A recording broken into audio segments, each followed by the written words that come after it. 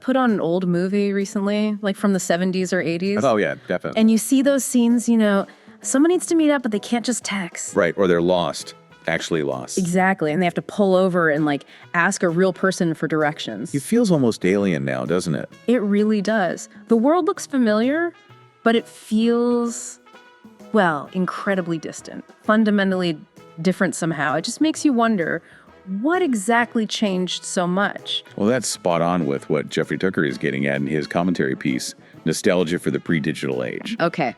And that's what we're going to dig into today. Tucker makes this really provocative claim, saying the world in those movies is, and I quote, never likely to return, and tragically so. Wow, tragically so. That's strong. It is. So our mission here for this deep dive is to unpack what we've gained from this massive shift, from analog to digital, but also, maybe more importantly, to really understand what we might have lost along the way. Right. So for you listening, we want to pull out the key ideas from Tucker's piece. Kind of a shortcut to understanding these huge cultural shifts from the last few decades and what it actually means for your daily life. Let's get into it. Okay. So let's start by unpacking Tucker's picture of this pre-digital time. He talks about it being before the advent of digitalization of everything and before the whole of humanity connected itself to the digital Borg with nonstop surveillance and distraction. That phrase digital Borg, that really jumps out. It does, doesn't it? It's a really powerful metaphor. What's he really implying there, more than just being connected? Well, for Tucker, I think the Borg isn't just about, having smartphones. It suggests this kind of system that absorbs our individual autonomy. Okay. A network that, because it's always tracking us, always distracting us, it kind of diminishes what he calls real lives in the physical world.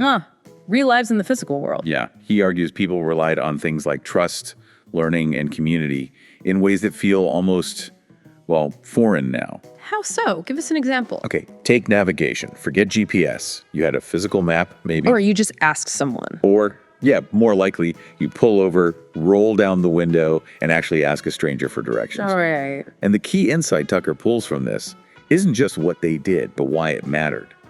He thinks it cultivated a sense of direction, naturally, and it made people more attentive to what was around them.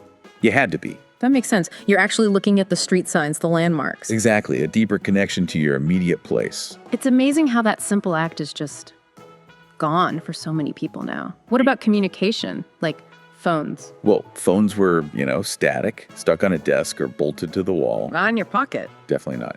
And the really interesting thing was the uncertainty. The phone rings. And you had no idea who it would be. Absolutely none. Tucker says this was the source of a great deal of drama, especially in movies, right? A scary call, a romantic one. Always a surprise. Okay, I can see that. The insight here is that this lack of instant info created a different kind of interaction. And think about public phones. Oh yeah, phone booths. Actual booths, physical spaces, often with lines of people waiting. Right, and you needed coins. Coins, yeah. Conversations were short, efficient. It definitely limited remote human contact, as he puts it, but maybe it made those interactions more rare in quantity but high in quality. Wow. I can barely picture waiting in line for a phone. So if you weren't near your landline, you were essentially unreachable, off the grid. Pretty much. Yeah. Just gone. That's a totally different idea of privacy, isn't it? Completely. Tucker says no one knew for sure where anyone was.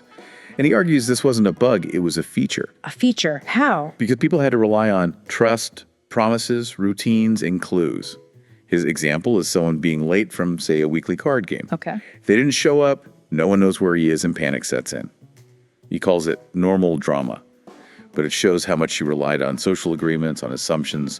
Trust was baked in, a necessity. Right, not just a nice to have. Exactly. And related to that, socializing was mostly physical gatherings.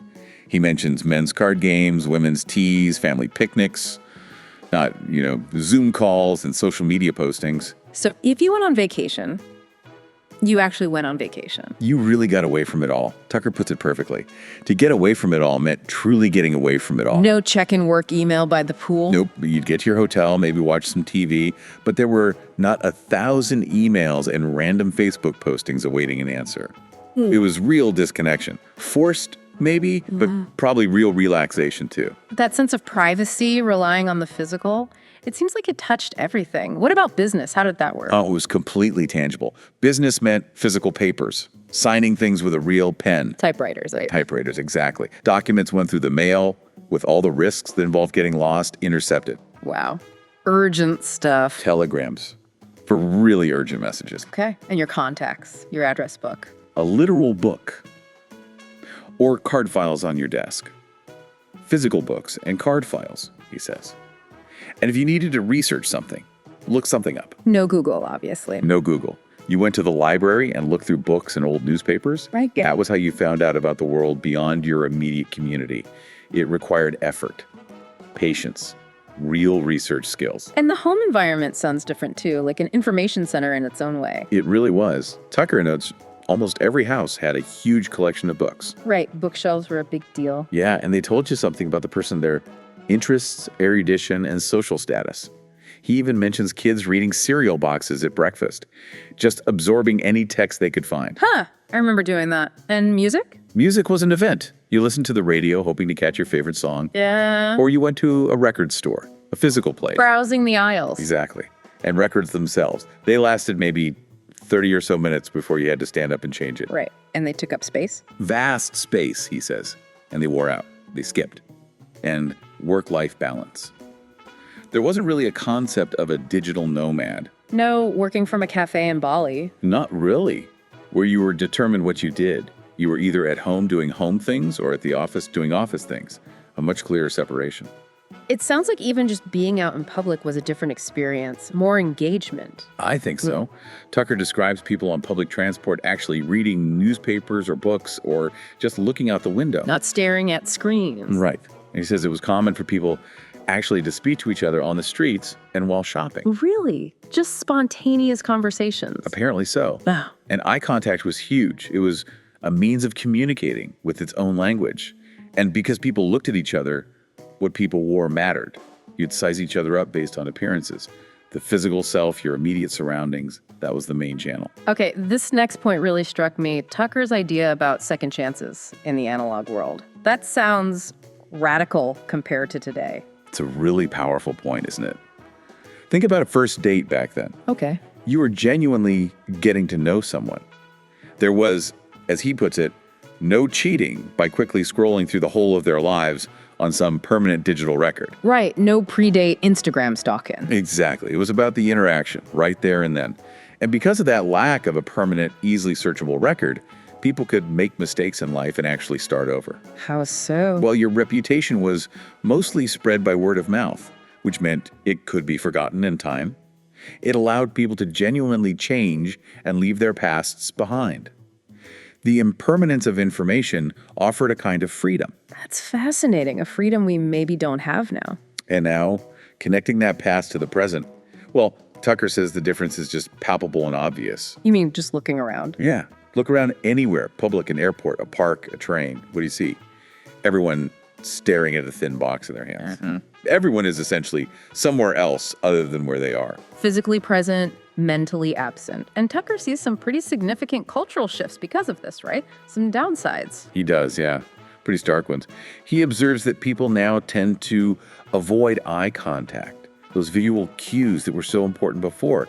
They don't matter much because no one is looking at anyone else. And our attention spans have shrunk to minutes and seconds. He even doubts quite strongly that many people actually read books anymore. Not in the same deep way, perhaps. So while he sees benefits, there's a cost. A huge one. He states it clearly. Let's not pretend that it does not come at a huge cultural cost. He even describes moments where it feels like the end times, a scene from a dystopian novel. Wow. In which privacy, autonomy, person-to-person contact, and basic humane values are wholly banished forever. That cultural cost, that's his core concern. It's not just about screens. It's how frictionless digital life might be, eroding, patience, deep thinking, real connection. Okay, that's a powerful critique. But surely he acknowledges the good stuff too. I mean, it would be ridiculous to say there are no advantages to the digital age. Oh, absolutely not. He's actually quite balanced on this. He definitely sees the gains. Like what? What does he praise? Well, communication, for one. The ability for someone like him to write for multitudes daily and read content from the world over, That's massive. Sure. And things like print-on-demand publishing, he says that dramatically changed publishing costs, which is a huge deal for spreading information. Democratizing it in a way. Exactly. And then there's just pure convenience, ordering most things online and get them in a day or two, getting food delivered in under an hour. Okay, that's undeniable. He contrasts it with waiting 6 to 8 weeks for a toy from a cereal box when he was a kid. Yeah, I remember those days. That kind of wait is unthinkable now. Completely. It shows a fundamental shift in our expectations of speed. What else? Banking? Music? Yep.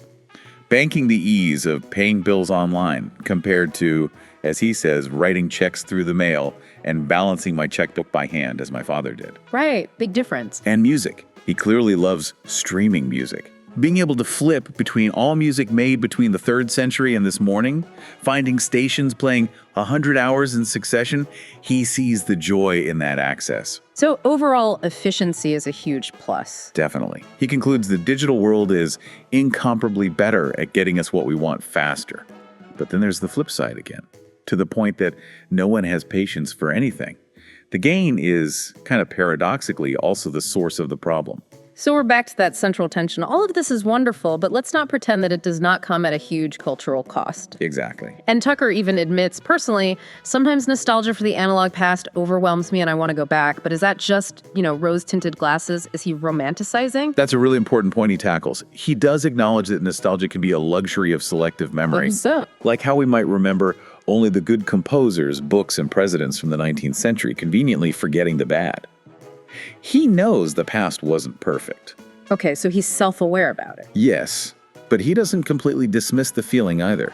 He suggests there's still something real, something valuable we've lost, that's worth thinking about, even if the past had its own problems. And that leads him to this big ultimate question. For us, for you listening. Right. He asks, will there come a time when the digital age will become civilized? Civilized meaning? Meaning, will we ever learn to play with our new tools in a way that doesn't degrade family, community, and people? That's the core of it. That's a heavy question. It is. And he underscores his concern that the current path seems unsustainably terrible.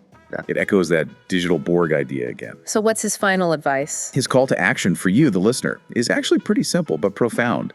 He says, have a look at a movie made 50 years ago and see if you agree with what he's observed. See if that world resonates, or if the differences jump out at you too. So a final thought for you to take away from this deep dive, building on Tucker's question. As you navigate your own digital life day to day, what small things could you maybe do? What intentional choices could you make to bring back just a little bit of that presence or that privacy or maybe that deeper human connection Tucker remembers from the pre-digital era? Just something to consider. What does it really mean to be truly present when the world seems designed for constant distraction?